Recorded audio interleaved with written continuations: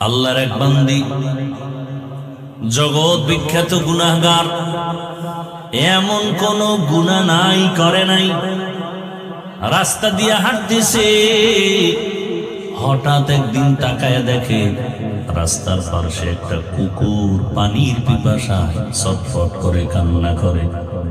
আল্লাহর বান্দির অন্তরে মায়া, অন্তরে এমন মায়া জন্মায় গেল। আল্লাহর বান্দি গুনাহগার, জাহান্নামী,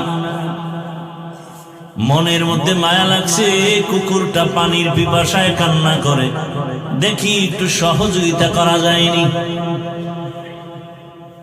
জাহান্নামী নারী কুকুরের পিপাসার কান্না দেখিয়া নিজের অন্তরের মধ্যে কান্নার ভাষা চলে আসে। আল্লাহর বান্দি খুঁজতেছে কোথায় একটু পানি পাই।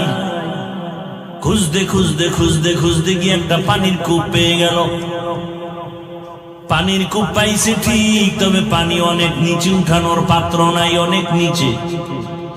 কেমনে পানি উঠাবে, পেরেশান।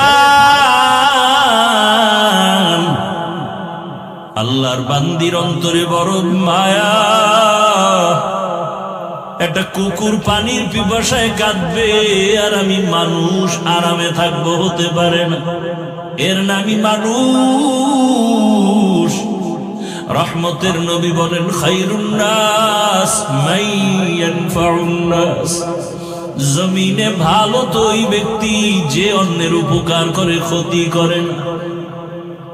যদিও মহিলাটা জাহান্নামের আসামি।